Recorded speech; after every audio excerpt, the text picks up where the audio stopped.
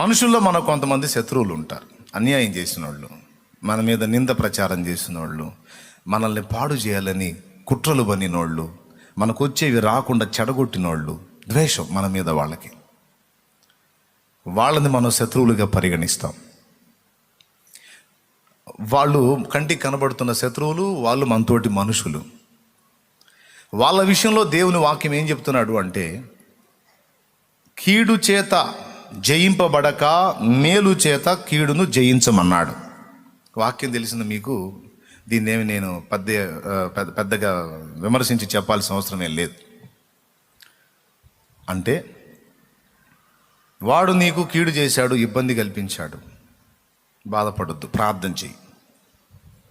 వాడి మార్పు కోసం, వాడు పశ్చాత్తాపడి దిద్దుకోవటం కోసం, వాడు సరిచేయబట్టం కోసం, వాని కోసం ప్రార్థన చేయమన్నాడు. మత్తయి సువార్త 5వ అధ్యాయము. బైబిల్ ఉన్నవాళ్ళు తీయండి ఒకసారి. మత్తయి సువార్త 5వ అధ్యాయము 39వ వచనం, లేకపోతే 43వ వచనం చదువు. నీ పొరుగు వారిని ప్రేమించి నీ శత్రువును ద్వేషించమని చెప్పబడిన మాట మీరు విన్నారు కదా. నేను మీతో చెప్పున్నదేమనగా, మీరు పరలోకమందున్న మీ తండ్రికి కుమారులై ఉండునట్లు మీ శత్రువులను ప్రేమించుడి, మిమ్మును హింసించు వారి కొరకు ప్రార్థన చేయుడి. ఆయన చెడ్డవారి మీదను మంచివారి మీదను తన సూర్యుని ఉదయింపజేసి నీతిమంతుల మీదను అనీతిమంతుల మీదను వర్షము కురిపించుచున్నాడు. మీరు మిమ్మల్ని ప్రేమించు వారిని ప్రేమించిన యెడల మీకేమి ఫలము కలుగును? ఏమయ్యా, నిన్ను ప్రేమించిన వాళ్ళని నువ్వు ప్రేమిస్తే అన్యుడు కూడా అంతే చేస్తున్నాడు కదా. వానికి నీకు తేడా ఏంది? ఒక దేవుని బిడ్డగా, ఒక క్రీస్తు రక్తంలో కడగబడిన క్రైస్తవుడుగా అన్యుడు తను ప్రేమించే వాళ్ళని ప్రేమిస్తాడు, ద్వేషించే వాళ్ళని ద్వేషిస్తాడు. నువ్వు కూడా అట్లా అయితే ఎట్లా? నువ్వు డిఫరెంట్. ఏంటి నీ ప్రత్యేకత ఏంటంటే చెప్తున్నాడు కింద, చదువు. సుంకరులను అలాగూ చేయుచున్నారు కదా, మీ సహోదరులకు మాత్రము వందనము చేసిన యెడల మీరు ఎక్కువ చేయుచున్నదేమి? అన్యజనులను అలాగూ చేయుచున్నారు కదా, అంతే చేస్తున్నారు కదా. మీ పరలోకపు తండ్రి పరిపూర్ణుడు గనుక మీరును పరిపూర్ణులుగా ఉండెదరు. కాబట్టి మీరేం చేస్తారంటే, మిమ్మల్ని ప్రేమించే వాళ్ళని ప్రేమిస్తే అన్యుడు నువ్వు ఒకటే. మరి క్రైస్తవుడుగా నీ ప్రత్యేకత ఏంటంటే, నువ్వు ప్రేమించేవాడిని కాదు, నిన్ను ద్వేషించేవాడిని ప్రేమిస్తావు. నిన్ను ద్వేషించేవారిని, నీకు ఇబ్బంది కలిగించిన వారిని, నీకు నష్టము కలిగించిన వారిని నువ్వు ప్రేమించినప్పుడు నువ్వు ప్రత్యేకమైన వాడివి. నీకు నష్టం కలిగించిన వాడికి, నీకు కష్టం కలిగించిన వాడికి నీవు సహాయపడగలిగిన నాడు నువ్వు నిజమైన క్రైస్తవుడివి. అదే కీడు చేత జయింపబడక మేలు చేత కీడును జయించు. ఒకడున్నాడు, నాకు నష్టం కలిగించాడు, చాలా ఇబ్బంది పెట్టాడు నన్ను. కానీ ఒకానొక ఘట్టంలో అతడు చాలా శ్రమపడ్డాడు. శ్రమపడిన సంగతి నాకు తెలిసి నాకున్న దానిలో నేను అతనికి తోడ్పాటు అందించాను. వాస్తవంగా అతడు ఊహించింది ఏంటంటే, అతడు నా గురించి ఎంతో ద్వేషించి విషప్రచారం చేసే ఆ వ్యక్తికి శ్రమ కలిగినప్పుడు నేను ఇలా స్పందిస్తాను అనుకున్నాడు. అతడు నా జోలికి వచ్చాడు కనుక దేవుడు అతను ఆ విధంగా చేశాడు, దేవుడు నా పక్షంలో ఉన్నాడు, అతనికి బుద్ధి చెప్పాడు, అతనికి తగిన శాస్తి జరిగింది అని అనేక మందికి నేను ఆనందంగా పంచుకుంటాను అనుకున్నాడు. కానీ ఆ పని నేను చేయలే. అలాగ ఒకవేళ నేను చేసినట్లయితే నేను క్రైస్తవుణ్ణి కాదు, అన్యుడెంతో నేను అంతే. కానీ వాక్యం ఏం చెప్పింది? నువ్వు అలా చేయకూడదు. ఒకవేళ నీకు ఎవడైనా అలా చేసినా నువ్వు మాత్రం వాడిని ప్రేమించి వాడికి హెల్ప్ చేయి. ఇది కదా దేవుని మాట.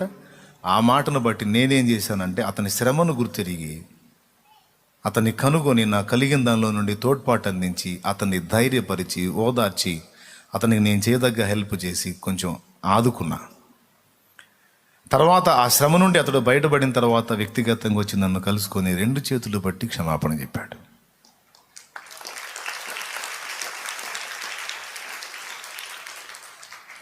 ఇప్పుడు నేను అతన్ని సంపాదించుకున్నానా పోగొట్టుకున్నానా? పెద్దగా చెప్పాలి. ఎలా సంపాదించుకున్నాను? కొంతమంది వాళ్ళతో మంచిగా ప్రేమగా మాట్లాడేవాళ్ళు, వాళ్ళు చెప్పినట్టు వినేవాళ్ళనే ప్రేమిస్తారు. వాళ్ళు కొంచెం వ్యతిరేకంగా ఇబ్బంది కలిగించే విధంగా ఉన్న వాళ్ళని విపరీతంగా ద్వేషిస్తారు. ఒక దేవుని సంబంధిగా మనకు ఆ మనసు ఎన్నటికీ తగదు. అలాంటి తత్వం మన దగ్గర ఉంటే మనం ఇంకా అపరిపూర్ణులమే కానీ పరిపూర్ణులం కాదు. ప్రేమించే వాళ్ళనే, వాళ్ళని గణపరిచే వాళ్ళనే, వాళ్ళని గౌరవించే వాళ్ళనే, వాళ్ళకు భజన చేసే వాళ్ళనే వీళ్ళు సహవాసానికి ఇష్టపడతారు. కానీ వాళ్ళని తృణీకరించే వాళ్ళని ప్రేమ చేత జయించి వాళ్ళను కూడా దారిలోకి తీసుకొద్దామనే ఆలోచన అందరికీ ఉండదు, బహు తక్కువ మందికి ఉంటుంది. అలాంటి మనసు ఉన్నవాడు తప్పనిసరిగా దేవుని పాత్ర అవుతాడు. స్త్రీ అయినా పురుషుడైనా దేవుని ఏర్పాటులో ఒక నాయకుడు, నాయకురాలు అవుతారు. లేకపోతే చెంచాలు స్పూన్లు అవుతారు అన్నమాట. ఏమవుతారు? లేకపోతే చెంచాలను స్పూన్లు అవుతారు, అంతే అవుతారు.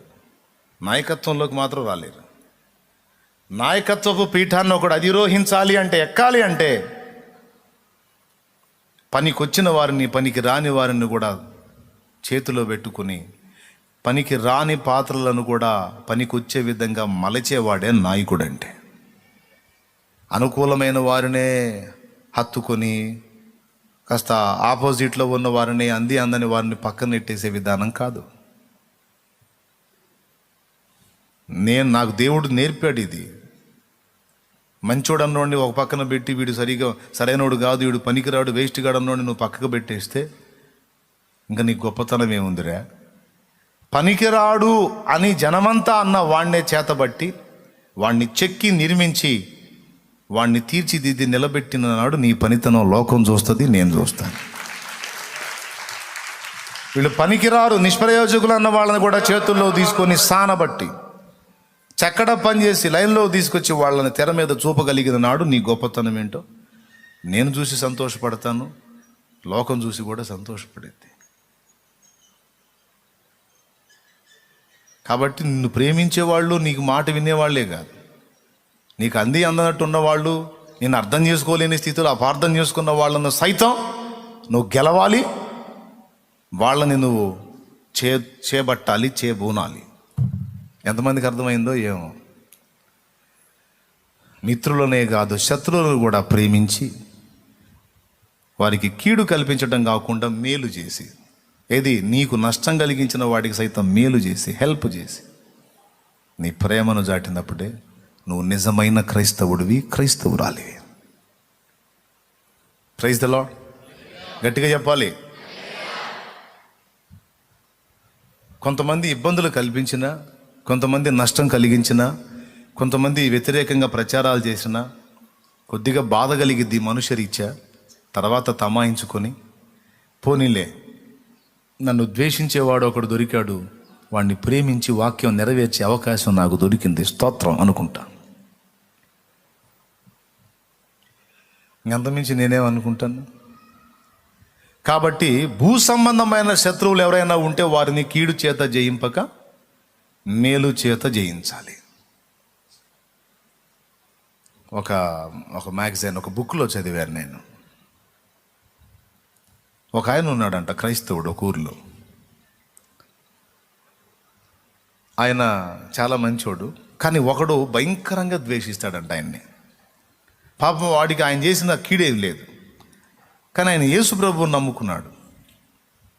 అన్యాయంగా ద్వేషిస్తుంటాడు, ఆయన గురించి అసహ్యమైన ప్రచారాలు చేస్తూ ఉంటాడు.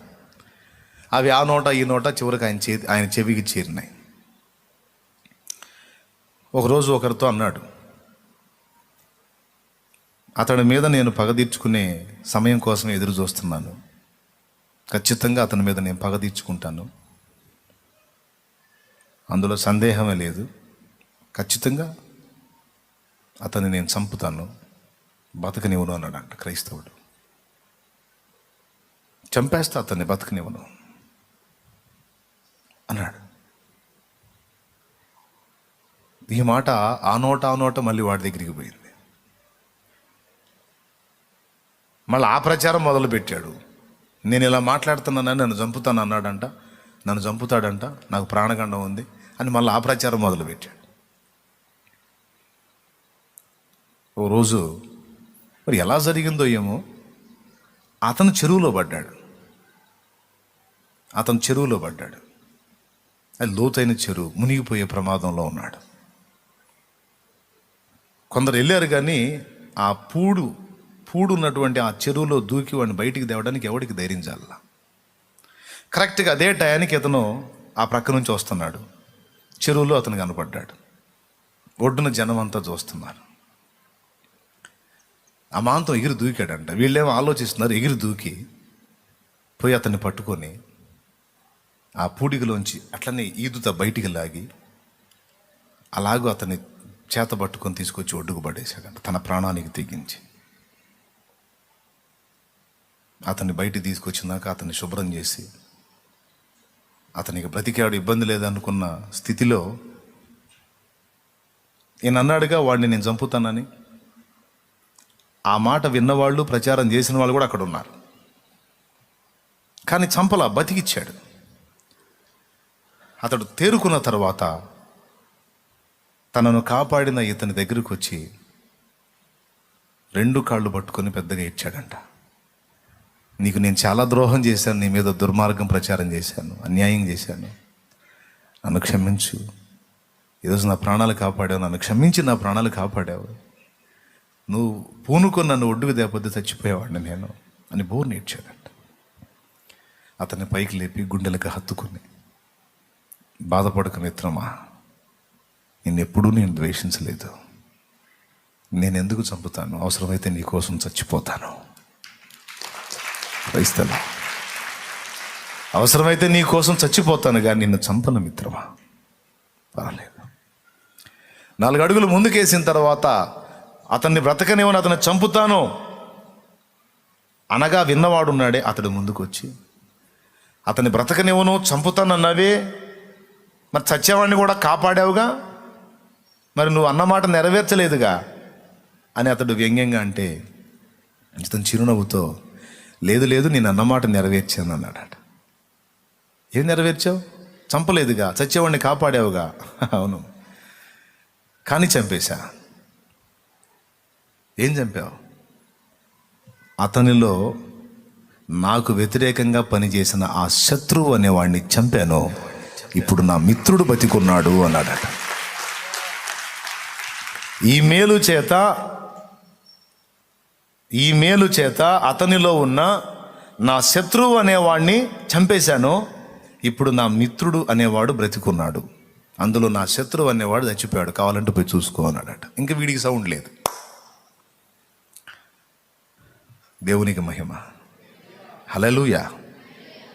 ఇది కీడు చేత జయింపబడక మేలు చేత కీడును జయించమంటే. శత్రువుని కూడా ప్రేమ చేత మిత్రునిగా మార్చుకోవడానికి అవకాశం ఉంది. ప్రేమ ప్రేమ ప్రేమ ప్రేమ చేత. ఇప్పుడు మనందరిని ఒకప్పుడు ఏమన్నాడు దేవుడు?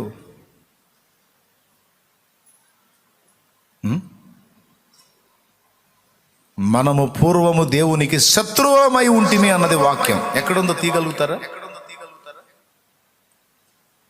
నేను 3 అంకెలు లెక్క పెడతా. 1, ఆ వచనం తీయాల.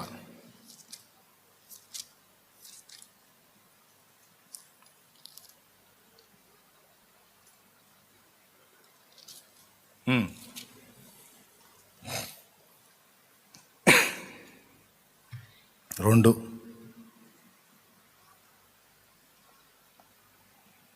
ఓ పాట కూడా ఉంది. శత్రువునై నుండిన నాడే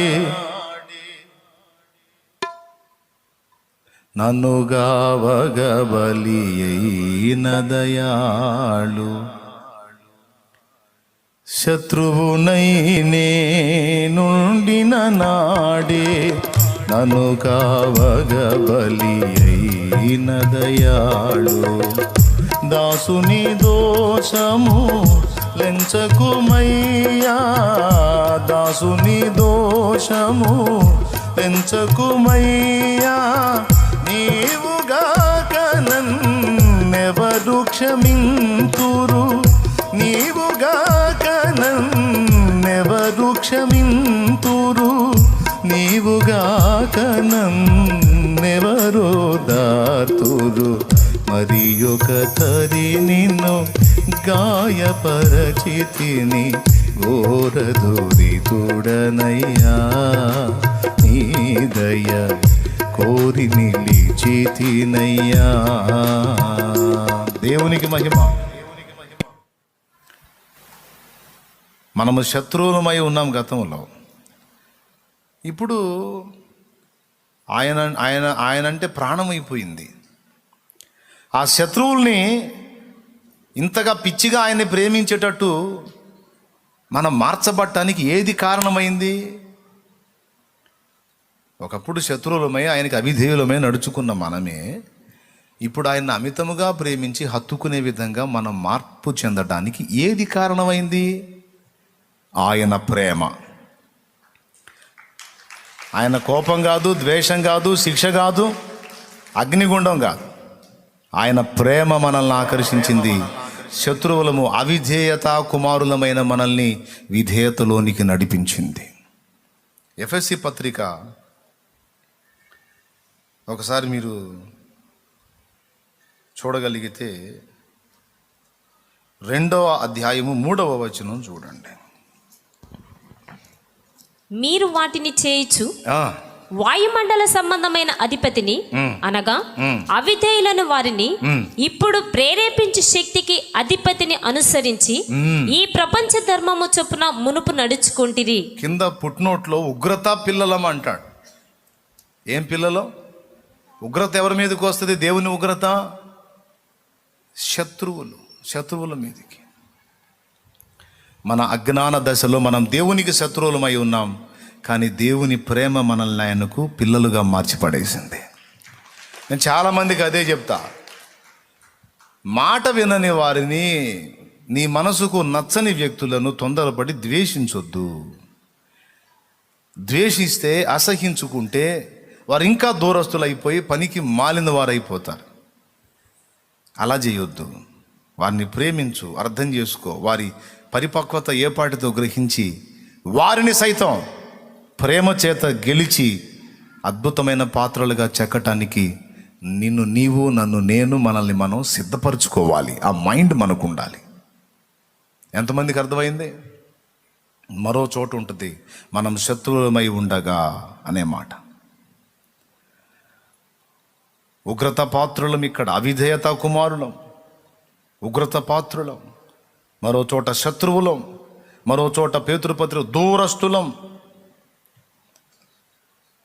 పత్రికల్లో మొత్తం ఉంటాయి వచనాలన్నీ. అలాంటి మనందరిని ఇప్పుడు సమీపస్తులుగా చేసుకొని తన చేతుల్లో పెట్టుకున్నాడు చూడండి.